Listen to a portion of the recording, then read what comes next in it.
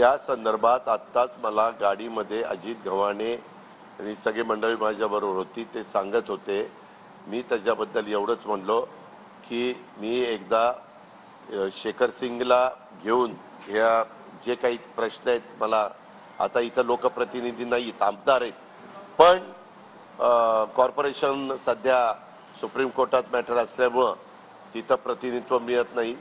त्यावेळेस म्हणजे त्या निवडणुका होत नाहीत, ते सांगतील त्यावेळेस निवडणुका होतील. त्याच्यामुळे त्या तुम्ही जो मुद्दा उपस्थित केला तो शेखर सिंगला सांगून मी निश्चितपणे त्याच्यातनं मार्ग काढण्याचा प्रयत्न करीन.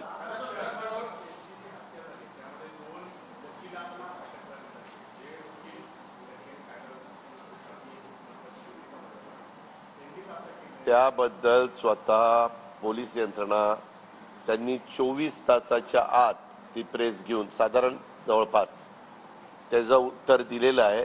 तपास चालू आहे. त्याबद्दल पूर्ण तपासाच्या बद्दलचं संपूर्ण कागदपत्र पुढे आल्याशिवाय मी त्याच्याबद्दल बोलणं उचित नाही. मी एवढंच तुम्हाला जबाबदारीने सांगतो की या संदर्भामध्ये जे काही आहे ती वस्तुस्थिती लोकांच्या समोर आणली जाईल आणि तशा पद्धतीनं FIR वगैरे जे काही दाखल करायचं ते पण केलं जाईल.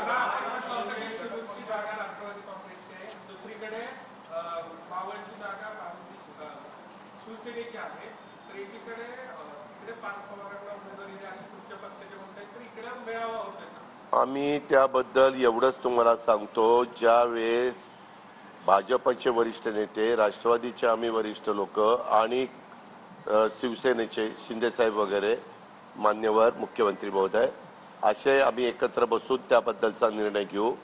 वेगवेगळे कार्यकर्ते वेगवेगळे सहकारी आपापल्या परीनं भूमिका मांडत असतात, परंतु आता महायुती म्हणून आम्ही या निवडणुकीला लोकसभेला सामोरं जाणार आहोत आणि त्यावेळेस महायुतीच्या जास्तीत जास्त जागा निवडून आणण्याचा आमचा प्रयत्न राहणार.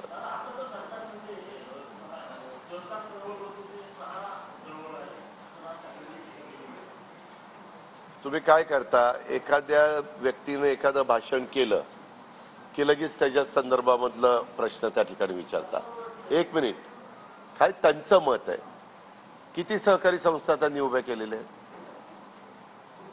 आपण सांगा ना मला. जरूर आज नाही, मी पण सुरुवातीला राजकारणात यायच्या आधी सहकारामध्ये पुढे आलेला एक कार्यकर्ता आहे. आपल्यालाही सगळ्यांना माहिती आहे.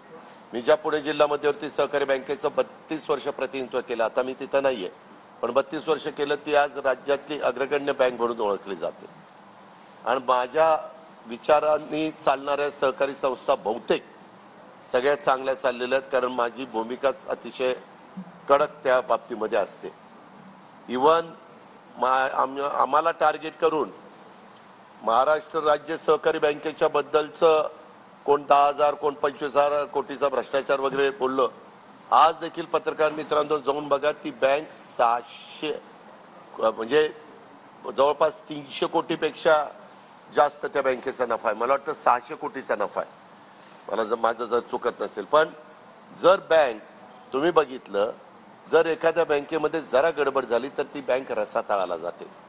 तुमच्या डोळ्यासमोर उदाहरण आहे सेवा विकास बँकेचं, रुपी बँकेचं, शिवाजीराव भोसले बँकेचं, सुवर्णयुग बँकेचं, काय ते अजून एक मगाशी सिटी जर असं काहीतरी नाही, एक बँकेचं मगाशी विकासने सांगितलं होतं. तर अशा अनेक बँकांचं. त्याच्यामुळं जर बँक चुकीच्या पद्धतीनं चालवली तर, आणि कितीतरी जिल्हा बँका देखील महाराष्ट्रातल्या अडचणीत आहेत, तुम्हालाही माहिती आहे. असं आहे. आता राज ठाकरेंना जे वाटलं ते त्यांनी ती भूमिका मांडलेली आहे, परंतु काही जणांच्या चुका होत असतील, परंतु सगळ्यांनाच एका माळेत मोजण्याचं कारण नाही. काही संस्था जरूर चांगल्या आहेत,